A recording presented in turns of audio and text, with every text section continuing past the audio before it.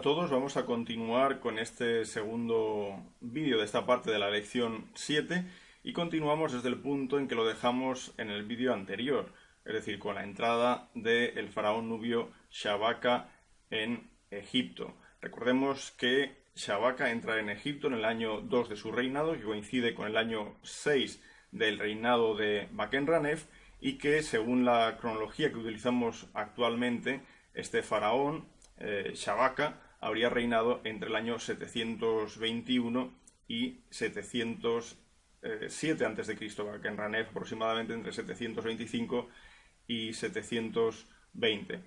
Quiero mostraros aquí un detalle para que veáis cómo los faraones nubios son fácilmente reconocibles en la iconografía.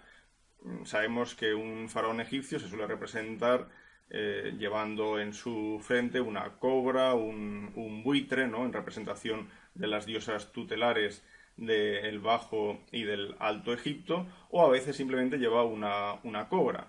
Sin embargo, los faraones nubios llevan, como podéis ver aquí, dos cobras. Una representa el dominio sobre Kush y la otra el dominio sobre Egipto. Pero igualmente hay otro detalle que los hace fácilmente distinguibles, y es el uso de un colgante precioso, en el que se ve un carnero con un disco solar por encima. El carnero es la forma del dios Amón, por lo tanto estamos hablando de un colgante que representa al dios Amón-Ra. También el estilo arcaizante es propio del arte de la dinastía 25, como también lo es, no lo olvidemos, de las dinastías del final del tercer periodo intermedio. Recordemos, por ejemplo, aquella placa del rey Iuput de Leontópolis.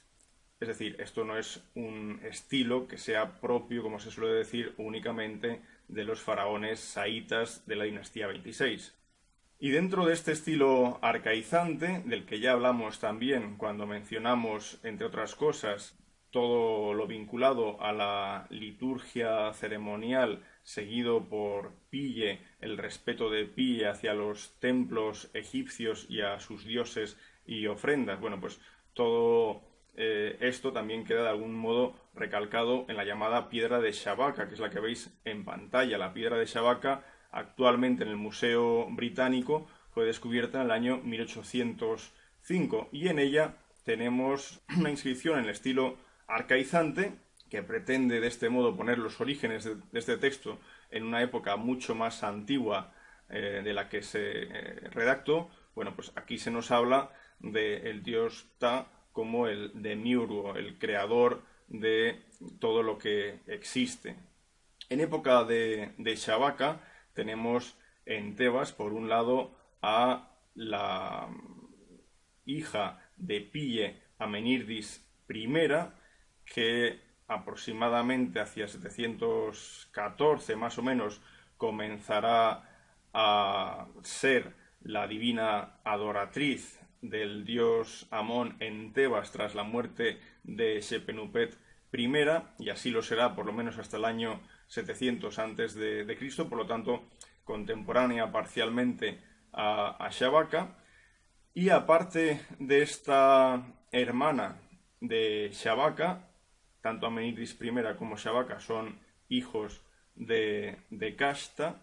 Aparte de esta hermana encontramos también, como veis en la figura de la derecha, a Shepenupet II, la hija de Pille, que aunque no alcanzará el máximo sacerdocio femenino tebano hasta el año 700, ya en época de Shabaka estaba en Tebas como adoptiva de Amenírdis I.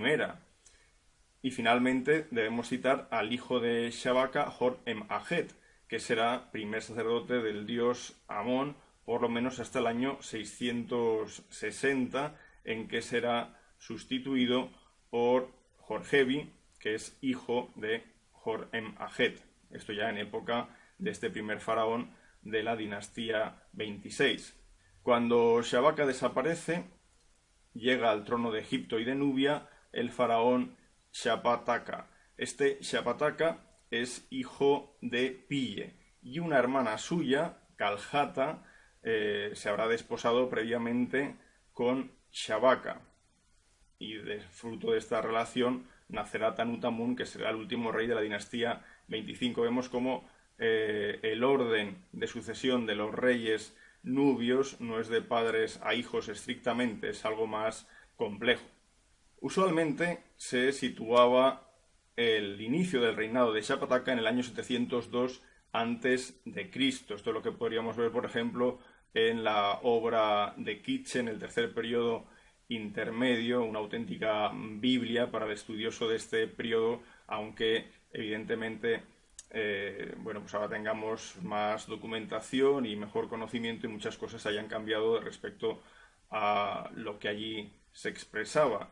Pero de este año 702 pasamos ahora al 707. Actualmente creemos que el inicio del reinado de Shapataka es ese año de 707. ¿Por qué?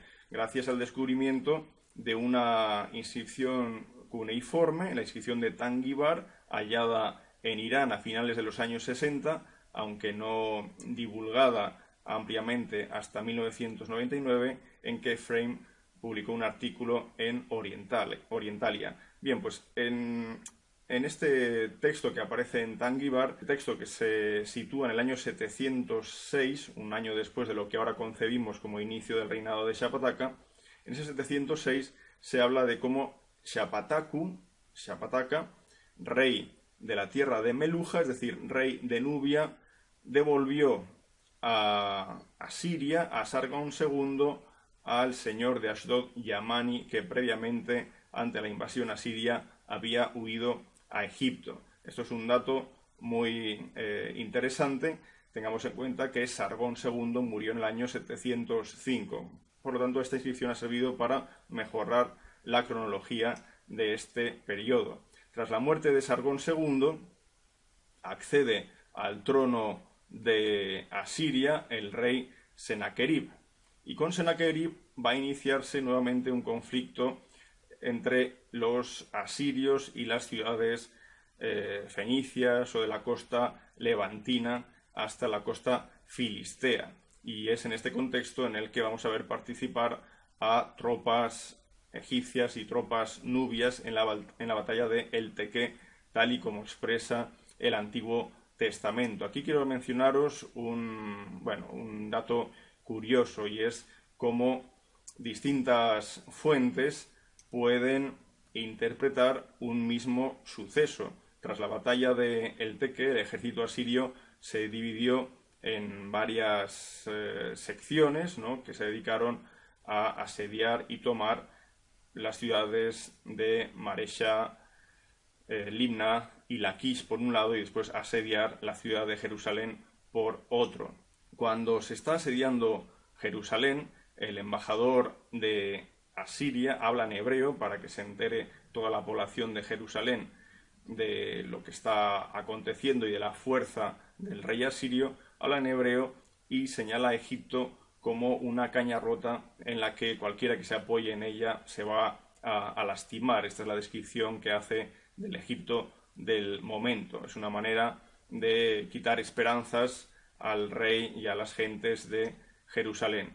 Pero el hecho es que en este asedio, cuando ya parece evidente que los asirios van a tomar Jerusalén, el ejército asirio abandona el asedio, abandona el lugar y vuelve a Siria.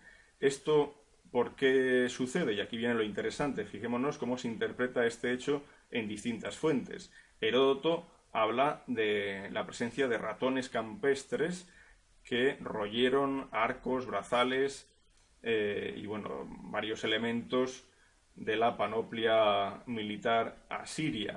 Sin embargo, Flavio Josefo, siguiendo a Beroso, nos habla de que fue la peste la que llevó a la huida de los asirios.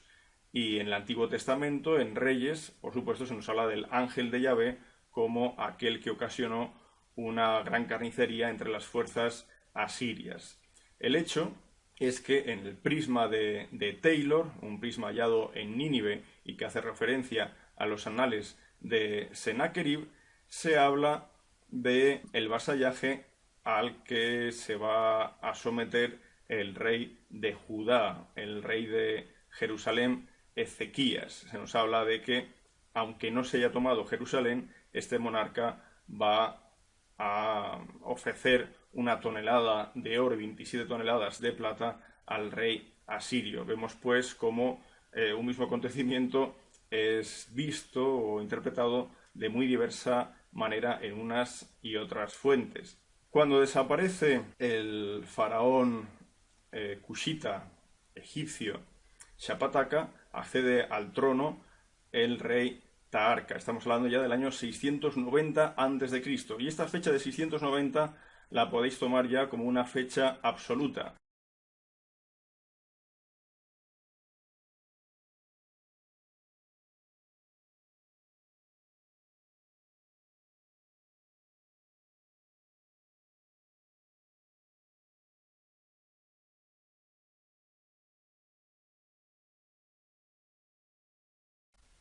Taharka va a ser en esos primeros años de su reinado un gran constructor.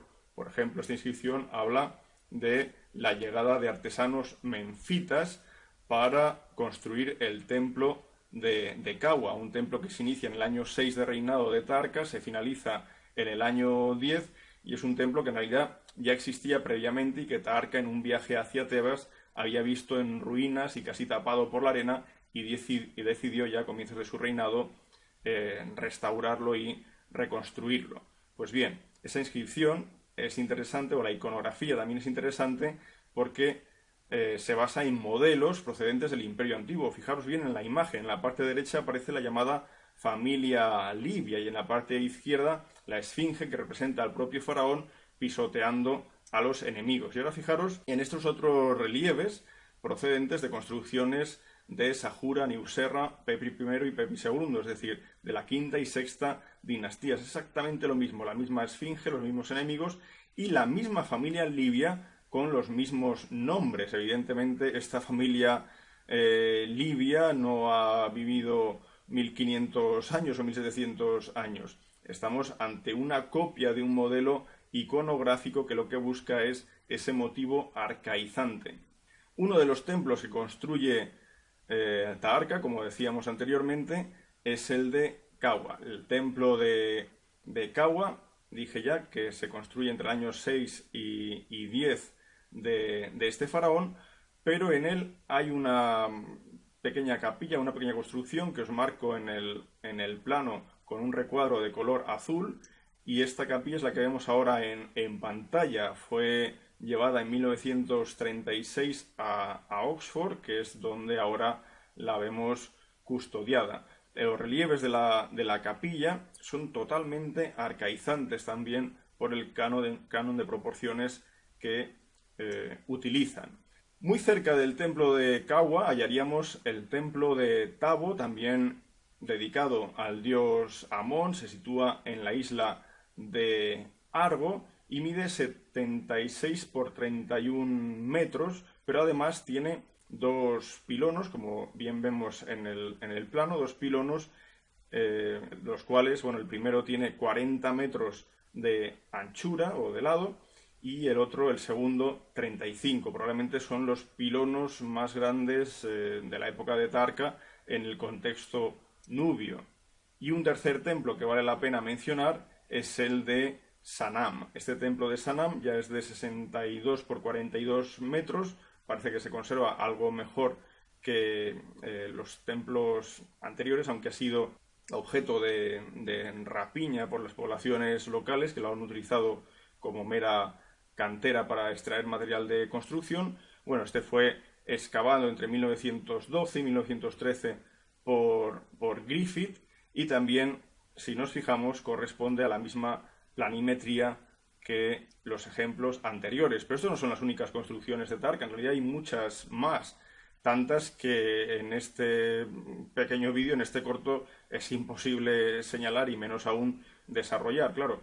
Pero bueno, valdría la pena indicar, por ejemplo, el famoso kiosco de Taharka, del que actualmente solo queda una columna completamente en pie. Son columnas de 21 metros de altura, 3 metros de diámetro, y el kiosco situado ante el segundo pilono del templo de Amón en Karnak probablemente era un lugar seguro que a techo descubierto, un lugar en el que se celebraba la festividad de la unión con el disco. Es una festividad que se celebraba a principios de año y que servía para trasladar allí la estatua del dios y proveerle de nueva vitalidad, nueva energía, colocándolo bajo los rayos del sol, exactamente igual que veríamos, por ejemplo, en una capilla situada en la terraza del templo de Hathor en Dendera. En este caso ya se conserva bastante bien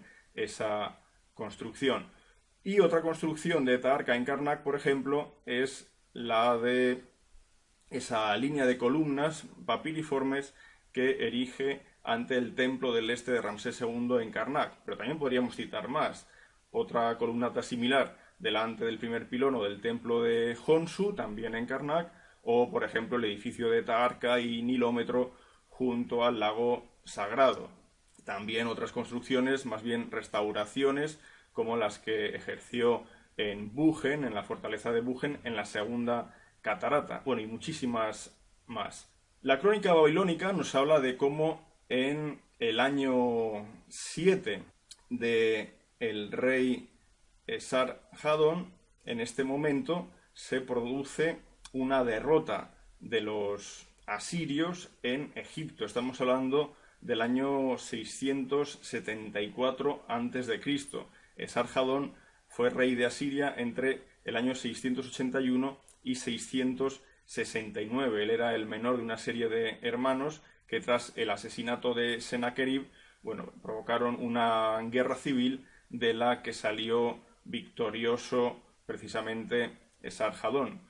Tras esta derrota del 674, los asirios vuelven a intentar una incursión en Egipto y esta vez les va a salir bien tras una serie de batallas que tienen lugar desde la frontera de Egipto hasta Memphis. Se produce la toma de Memphis, que evidentemente fue una toma completamente inesperada para el rey Taharqa, inesperada porque se nos dice cómo la conquista de Memphis supuso la captura de varias mujeres del rey, así como de el que en las inscripciones asirias aparece como heredero Ushannahuru. Este Ushannahuru, este heredero nubio, aparece representado, por ejemplo, en la estela de Tel Barsib, pero también en la estela de Sinsirli. Por ejemplo, aquí vemos a el rey asirio sujetando dos cuerdas. Una de ellas lleva a un rey fenicio, quizás el rey de Sidón o de Tiro, y la otra a un nubio que aparece arrodillado, que sin duda es este hijo de Taharqa. La crónica babilónica dice que el rey escapó. Taharqa escapó, pero como vemos algunos familiares fueron capturados. Sin embargo, esta victoria asiria del año 671 no es una victoria que consiga la conquista de todo Egipto, simplemente la conquista de Memphis y la sumisión de los señores del delta. Pero inmediatamente, el año después, Taharqa va a reconquistar dicha posición, con lo cual en 669, que es cuando empieza a reinar el rey Asurbanipal de Asiria, el asirio no va a tardar en llegar a Egipto, lo va a hacer en el año 667 y capturará la ciudad de Memphis nuevamente, con lo cual ahora el delta quedará bajo dominio asirio, tal y como fue el caso del rey Esarhadón, y el Alto Egipto quedará aún bajo dominio cushita. Un precioso relieve que encontramos en Nínive nos muestra la toma de una ciudad egipcia por parte de los asirios, y en esa toma aparecen prisioneros nubios. Quizás este relieve de Asurbanipal pudiera referirse a esa toma de Memphis del año 667. Evidentemente, cuando Esarhadón había tomado Memphis, colocó en sus ciudades como reyes y como señores a muchos de los grandes señores que ya existían entonces. Sin embargo, como dice el texto de Asurbanipal, muchos de estos rompieron sus juramentos y buscaron una alianza con Taharqa, el rey de Kush, para que el kushita volviera a dominar todo Egipto. Esto provocó la ira de Asurbanipal y la muerte de muchos de estos señores, que como se indica en el texto, fueron apresados, encadenados y muchos otros empalados o incluso desollados en una escena que debía ser absolutamente espeluznante. Pero el cilindro B de Asurbanipal nos señala cómo él tuvo clemencia de Necau. Se refiere a Necau I, el padre de Samético I. Dice que le envió de vuelta como rey a Carbel Matati, que es el nombre asirio de Sais, y cómo también colocó en Limir Ishakasur, que es el nombre asirio de Atribis, a Nabu Sheshibani, que no es otro que Samético I, en este caso hijo aún de Necau I. Pero entre estos señores y reyes que Asurbanipal vuelve a recolocar en sus ciudades con nuevos juramentos de lealtad, cabe citar, por supuesto, a Montuemhat. Montuemhat es solo un cuarto, entre comillas, un cuarto sacerdote de Amón en Tebas, pero en realidad es un hombre muy poderoso, es un hombre que se había casado previamente con la nieta del rey nubio Pille, y el poder que tiene este hombre queda claro simplemente mirando su tumba, la TT-34, que es una de las grandes tumbas tebanas. Pues él también es respetado en su puesto por parte de los asirios, de modo que vivía la época final de los nubios, la época asiria, pero también el inicio de la época saíta. Taharqa muere en el año 664, va a abandonar la necrópolis del Kurru y se enterrará en la necrópolis de Nuri, donde tendrá una fabulosa pirámide con gran inclinación. Cuando fue visitada en 1821 aún tenía, se calcula entonces, unos 31 metros de altura. Es una pirámide de poco más de 50 metros de lado y fue excavada por Reisner, y en ella se hallaron más de 1000 usheptis de Taharqa, como los que veis en pantalla, usheptis desde 18 centímetros de altura hasta unos 60 centímetros de altura. Interesa que leáis este artículo de Dan Elkan, que nos habla de la época de Taharqa con respecto a la presencia de los asirios que ya hemos mencionado en varias ocasiones. Tras la muerte de Taharqa, en Kush y esa parte de Egipto que aún dominan los kushitas, reinará Tanutamun.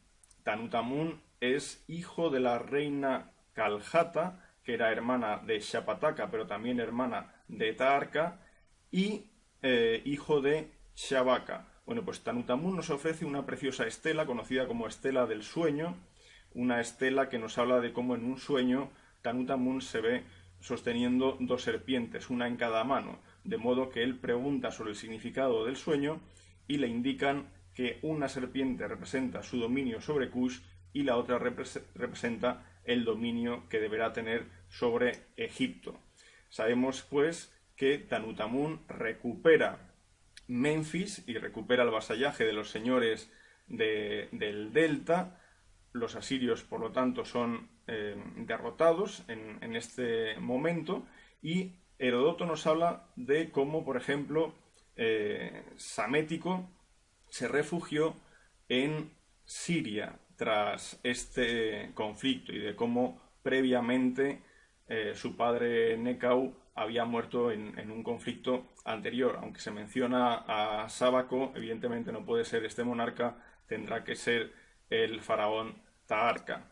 Esto va a generar una respuesta inminente y contundente de los asirios. Asurbanipal, en su segunda campaña a Egipto, recordemos que la primera es la del año 667, consigue la conquista de Menfis, pero esta vez los asirios no se van a quedar aquí, van a perseguir a Tanutamun hasta Tebas y conseguirán también la conquista de Tebas. Esto va a significar una gran hecatombe en la antigüedad. La milenaria Tebas va a caer bajo manos extranjeras y ello va a suponer el saqueo del precioso templo de Amón. Se habla, por ejemplo, en este texto de cómo 2 obeliscos de Electro, entre muchas otras cosas, fueron llevados a Siria. Estos obeliscos de Electro son los que aparecen mencionados en la tumba de Puyemra y fueron erigidos por Tutmosis III.